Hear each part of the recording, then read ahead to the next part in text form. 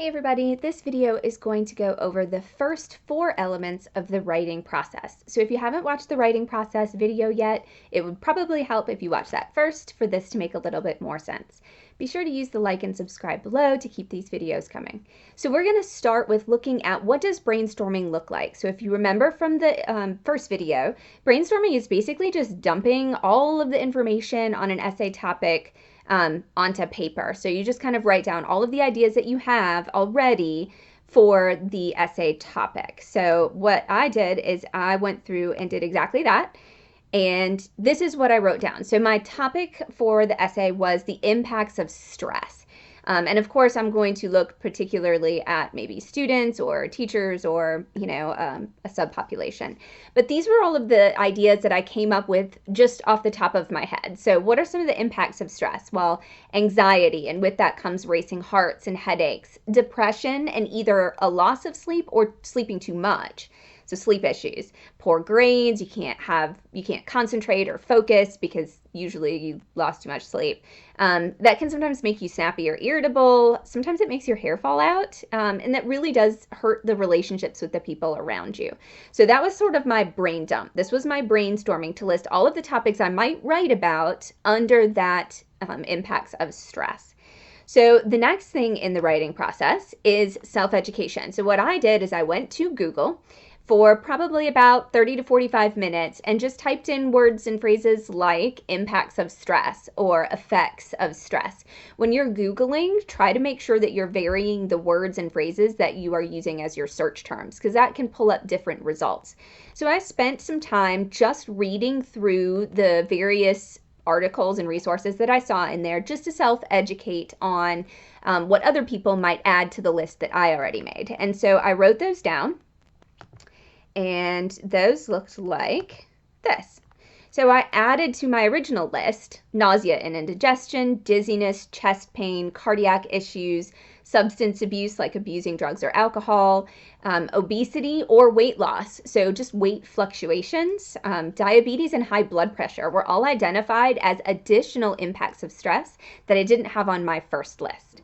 So once I did that, then the next thing I need to do is grouping. So grouping is where you go through all of the items on your list and try to group like pieces together, because if you can come up with umbrella terms that would cover a variety of topics under that umbrella term, then that will give you more to write about. And so that will really go from, say, a middle school essay where you take the list that we just did and you pick 3. And those are the 3 that you write about in your essay. And that's very simple and that is very fine. If that's where you are. But if you are for example, a post-secondary student and you are in a college English class, you don't necessarily want to have only 3 narrow things to write about. So you want to look for umbrella terms where you can group things, and that will give you multiple paragraphs to write under that particular umbrella term. So what I did is I went through my list and looked for how do I group things together? And so I'm doing this handwriting. I usually recommend students do all of the preliminary stuff handwritten, and then once you start your outline and stuff, then that's really the time to pick up with typing. So I used color-coded shapes to create my umbrella terms at the bottom first. So I came up in looking at my list, I thought, okay, well, a lot of these are mental health issues that are caused by stress. So that was one group that I made. And then some of them are actual physical responses to stress. So that became a different category. Some of them, like relationship issues and stuff, are more about relationships and how we interact with other people. So that fell for me under like social impacts of stress. How does it affect me as a social person? And then some of them are academic. So stress can impact my academics, sometimes in a positive way and sometimes in a negative way. One of the other things with creating a list of things to write about, depending on your instructor, is whether or not you have to include a counter argument. So if, for example, if I'm looking at the negative impacts of stress, right? Sometimes an instructor will say, well, you need to have a counter argument paragraph where you acknowledge the other side to an issue. So if my point is that stress is bad, then somewhere in there I have to acknowledge that there are some benefits to stress, and that would be called a counter argument. So If I was going to do something like that, like a counter argument list, like what would I say in there? I might add to my notes something like this. Let's see if I can move it up a little bit. Counter arguments might be things like it boosts your job performance. So if you are working to a deadline and you're all stressed out about it, but you make your deadline and you turn in good work, then that stress to produce under a time crunch improves your job performance. Same thing with students. Sometimes it can improve your alertness and focus. So if you are in a stressful environment, you might become hyper alert or hyper focused, which is actually a safety mechanism. It might also increase your motivation. If you are stressed out because you have an exam, you're motivated to study. Or if you are stressed out because you have this essay due, then maybe you're extra motivated to work on it. It can also improve your resiliency. For example, if you're really stressed out about something, an essay or an exam, and you study or you work hard, and then you do okay, then you're going to take that and look and say, hey, well, I did this, I accomplished that. And it gives you that sort of motivation and resiliency to keep going. And it can also boost your confidence. It makes you feel good when you've accomplished something, even in a stressful environment. And it can also improve your problem solving skills. So if you are trying to tackle something that you're stressed out about, you're looking for ways to accomplish that particular goal. And so your problem solving can improve. So those are the things that if I had to include a paragraph on a counter argument, those might be some things that I would mention. But if your instructor hasn't told you that you have to use a counter argument, like if you're writing an argument essay, then I wouldn't necessarily worry about that too much. So once you've done the grouping, now you have all of these groups with all of these different things that you could write about. So the next thing that you want to look at is your thesis statement. This is the spinal cord of your essay, so to speak. So it is the sentence upon which the entire rest of the essay is going to build itself. And so even if you are starting out in middle school or if you are a post-secondary student, your essay should outline what the rest of your paper is about. So most of the time, particularly for a 5-paragraph essay or an expanded version of that, you're looking to list 3 things. So sometimes it can be 2, depending if you're doing the expanded version, but your thesis should have your paper topic, the stance if it's an argument essay. If you are doing expository or analysis, this would be the point that you're making. And then the topics of the 3 body paragraphs or body sections that you'll be writing about in your actual essay. That's what goes into your thesis statement. So when I'm teaching my students, I basically give them this. We usually start off with an argument essay, hence the stance and counter argument. So it's got to have that topic. So I would have to say something about the impacts of stress. Stance. Now, my stance from my notes shows that I think stress is bad. So somewhere in there is going to be a word or a phrase that reveals my thoughts on that. And then I'm going to have the 3 topics that I pick, and that's going to be from either my individual list or from my grouping list. Now, if you have to do the counter argument, you would include a mention of that counter argument in your thesis as well, because you don't want a counter argument paragraph to come as a surprise to your reader later on. So make sure that you mention that if you have to include that.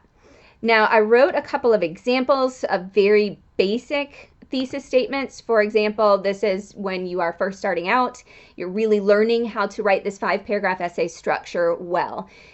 I know a lot of people want to look down on the 5-paragraph essay, the formulaic essay, but what you can produce later, deviating from that, is better if you already know how to do the formula well.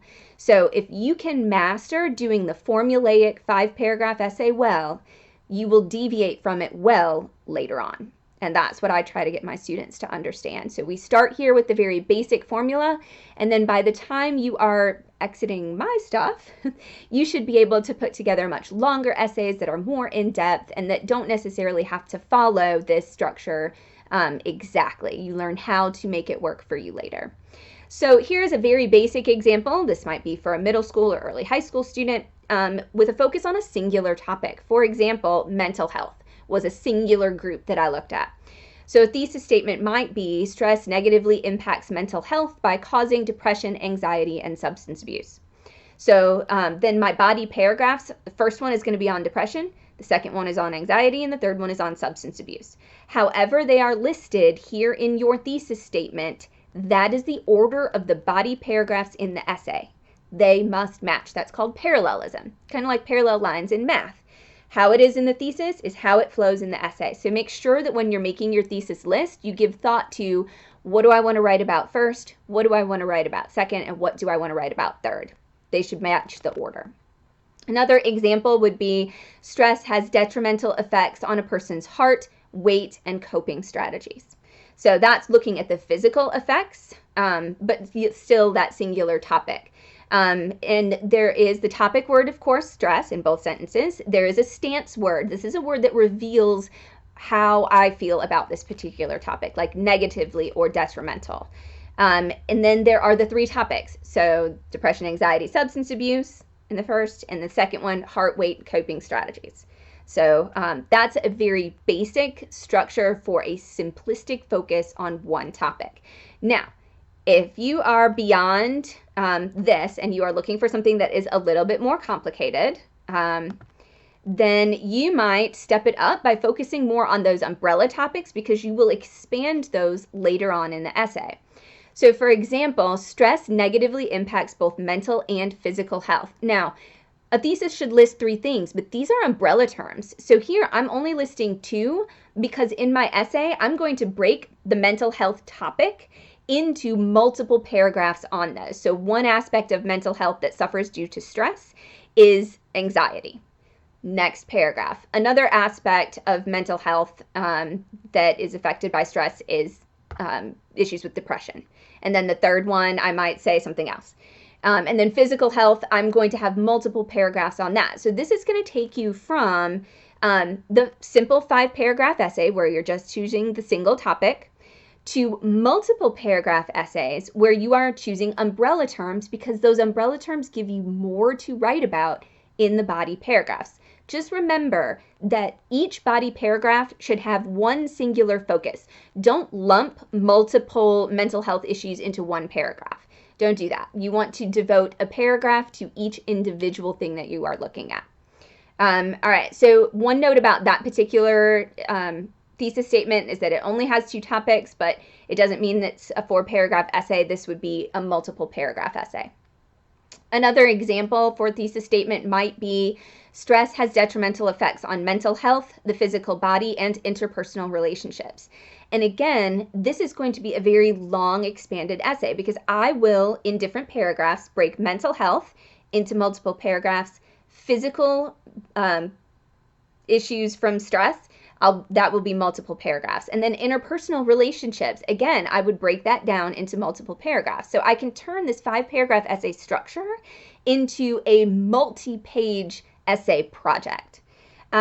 For example, under the physical body, you might have a paragraph on cardiac issues, another on weight fluctuations, another on sleep problems, etc. So that's how you really are turning that simple 5-paragraph essay into what I would look for more in English 111 and 112 at the college level. So no matter where you are in learning the writing process, using that same sort of structure for your thesis statements gives you a variety of options and ways to write. I would say this, although the examples I'm using here are for argument essays, this still works for expository essays because you're still going to list the paper topic, the point that you're trying to make, and the 3 reasons or the 3 examples or 3 uses. If you're doing literary analysis, you're doing the same thing. So all thesis statements can follow this same basic structure. One last consideration for thesis statements is if you have to include the counter-argument piece. So if you are writing this essay on stress and your instructor said, hey, you need to have a counter-argument paragraph. So again, that is where you are acknowledging that there is another side to what you have explored. So you have looked at the negative impacts of stress, and you also are going to have to include some of the positive impacts of stress. So you need to mention that as part of your thesis statement as well. So for example, if you have to add a counter argument, you can add that phrase using something like, although there may be some benefits of stress or whatever your topic is, and then the rest of your thesis. Or while stress may have some positive impacts, and then the rest of your thesis statement. Or despite some possible or potential positive effects, stress, blah, blah, blah. So those are just some ideas for phrasing that you could use. Just make sure that if you are including the counterargument in the essay, a mention of that happens in your thesis statement as well.